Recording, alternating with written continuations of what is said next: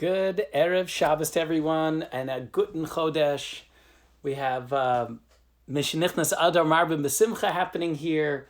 We have Parshat Shkolim this week, Parshat Mishpatim, 3 Sifrei Torah. It's super exciting. Join us in Shul. Yeah, maybe not so much, but join us in Shul. And I want to talk about that, the super exciting, because we're heading, Purim's around the corner. We're going to do something amazing for Purim. We're going to have a major event, a drive-through, or drive-in, not drive-through, a drive-in Purim Megillah reading. There'll also be some regular, stuff at the shul for those who want, but concert, extravaganza, whole thing, it should be awesome. It'll be different, but it should be awesome.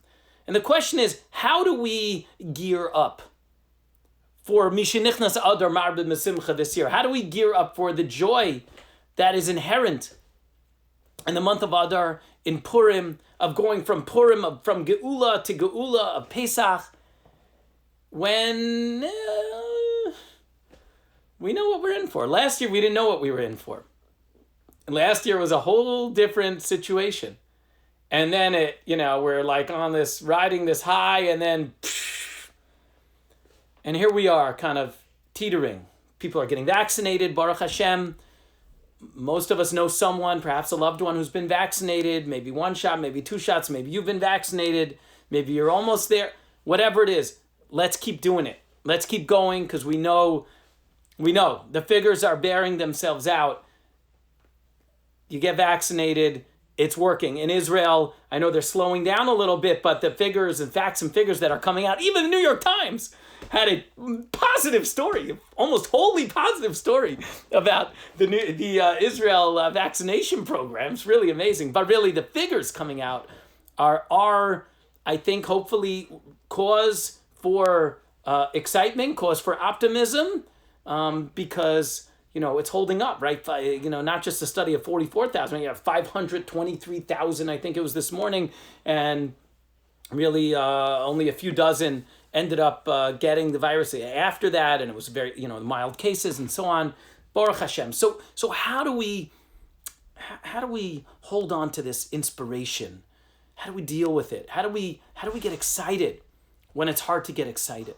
Well, I think the way to do that is to understand that this is a function of life. This is a function of what it means to be a human being and exist in this world. And Hashem, none other than Hashem, tells us this.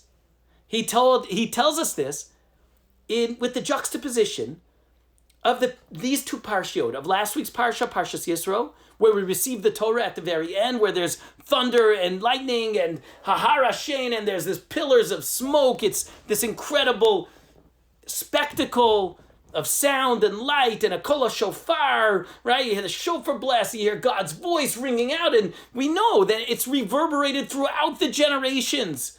Who doesn't know about the revelation at Sinai? Billions and billions of believers in this, and even those who don't believe know about it. It changed the world, and it still does. We still hear it, we still feel it. And that was last week's parsha, and then all of a sudden, the next parsha, right, should be all right, let's ride the high. Let's ride it up. Great, right? The stock market craziness, right? The Reddit rally, right? Let's ride it up. But that's not what happens. Ve'ele ha-mishpatim asher tasim lifneim, says the Torah right afterwards. And these are the laws. These are the laws and the statutes and all of the civil obligations you have. And if you borrow something and then it gets lost, or someone's holding on to something, it gets stolen, and you have an ox and it gores someone, or someone gets hurt, someone gets beaten. No, you got to pay damages. Civil law, torts law. No offense to those who may be listening, not the most exciting, uplifting messages of, we're riding the high, from Matan Torah. And we know that Rashi tells us, ve'ele ha-mishpatim, right? Right? Say ve and as a conjunction, ve'ele mosif al rishonim. These, right? They're adding to the ones that came before. Ma rishonim misinai, afele misinai. Just as the earlier ones, the inspiration and the excitement and the spectacle and Hashem's voice, just like that was Sinai and the Ten Commandments, right? The basis for, one can make the argument for all of Western civilization, of human rights and so on, morality, right? Just as that was, so too are these, right? The ox goring and the this and the that and the civil law and the torts law and the nitty gritty of these seemingly mundane things. That's also from Sinai. Said Rabbi Neuberger, of Yaakov Neuberger, Rosh Yeshiva at YU, Simon's Rosh Yeshiva actually, and rabbi in Bergenfield, an amazing person. I remember him saying this many years ago at YU, when I was there, in a talk that he gave. Says Rabbi Neuberger, that's what God's teaching us. That's life. Life isn't always excited and we're pumped and it's going to be great, it's going to be amazing and it's spiritual and we're uplifted. And think about it, right? We have these milestone moments in our lives. Family milestones, right? Bar mitzvah, bat mitzvah, graduations, weddings, children, grandchildren, whatever they may be. We have those moments of inspiration, and religiously we have these moments, right? Whether it's an incredible Yom Kippur, an incredible year in Israel, an experience that you had somewhere, and we're pumped and we're on our way. But that's not life. It doesn't last. Then it's ve'ela hamishpatim. But then it's, right? But this is the nitty gritty. This is life. And that's the point. The point is that we need to understand that God is not only in the Har Sinai experiences, in those revelations, those inspirational times, those milestones, those moments. God is in the Mishpatim too. Ma'ele nemru b'Sinai af elu nemru b'Sinai. God's in the Mishpatim. God is in the nitty-gritty. God is there. And there's inspiration to be found. And there's work to be done. And there's things that we need to recognize and realize about ourselves, about others, within the Mishpatim as well. And if we could recognize that and realize that, then that moves us through. That can generate excitement for us. Yes, we're here.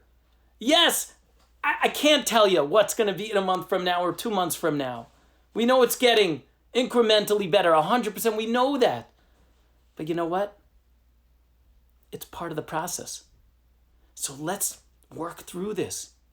Let's continue to find meaning. Let's continue to find purpose. Let's continue to find ways that we can be better, that we can be better to others, so that we could get to the next moment of inspiration, of excitement. But don't forget about the importance of these mishpatim, of these times, of these moments, because there's meaning inherent and infused within them as well. May we continue to soldier on through these mishpatim and bring us to a place of geula, of refuah, of redemption and good health for everyone and everything in this world very, very soon. I'll see you at Har Sinai.